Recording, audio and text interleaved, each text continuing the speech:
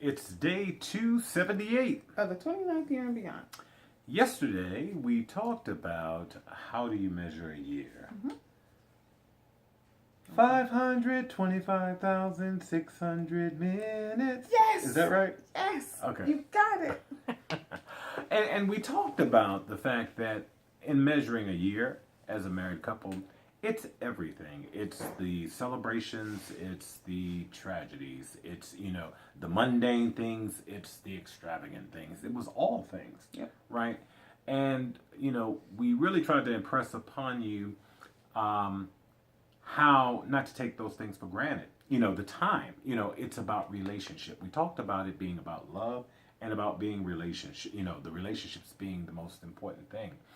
But one of the things I was thinking about is because in a marriage and as you journey through this life, there are going to be some very challenging things from an emotional perspective where you will be wounded emotionally because of death of loved ones, because of different tragedies and things occur. And I think too many times we want to kind of like hit it and quit it. But one of the things that I would suggest is not to waste those moments when you have experienced some of the most tragic and painful opportunities. So, what I'm hearing you say is that instead of just hit it and get it, those are moments that you need to sort of hone in on and discuss and sort of go through, or as we say, grow through and it. grow through it. Absolutely.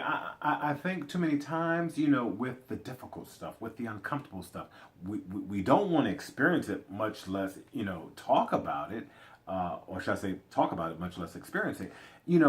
My point is, there is no growth without struggle, right?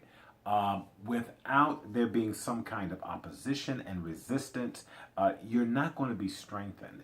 And it is in those moments where it's the most challenging times, most trying times, the most horrific times, that it affords opportunities for you to grow stronger and grow together.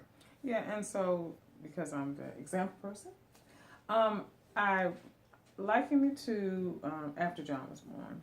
And I would say probably when he was 5 or 6. We still were 5 or 6 months or years? Years old. Okay. We were still very sort of disconnected, but connected, but disconnected. Okay.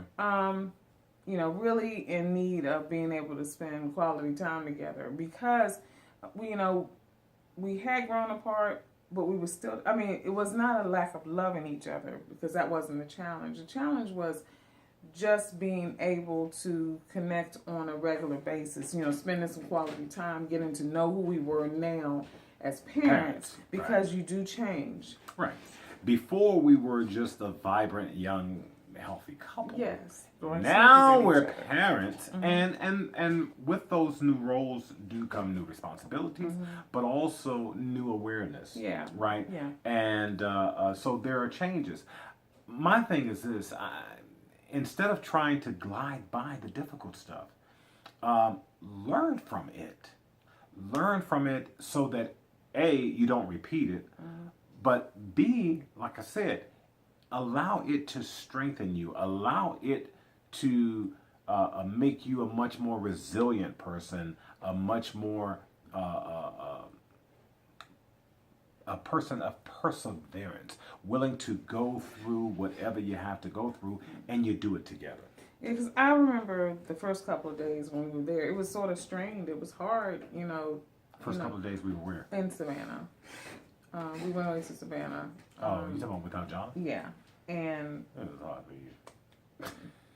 Well, it was hard for me, and that's really all that matters. Which made it hard for us. It was hard, but I mean, once we got in a rhythm of talking and stuff like that, it just became easier. But we needed that time. We needed to be able to talk about the things that were blocking us, should I say. So, with that said, don't waste any of the difficult stuff, any of the challenging stuff, and don't try to sidestep it. Learn from it, embrace it. I'm not saying be sadistic, but what I am saying is to allow everything to help you to become the best versions of yourselves as individuals and definitely as a couple. Until tomorrow, if the Lord says the same. Bye.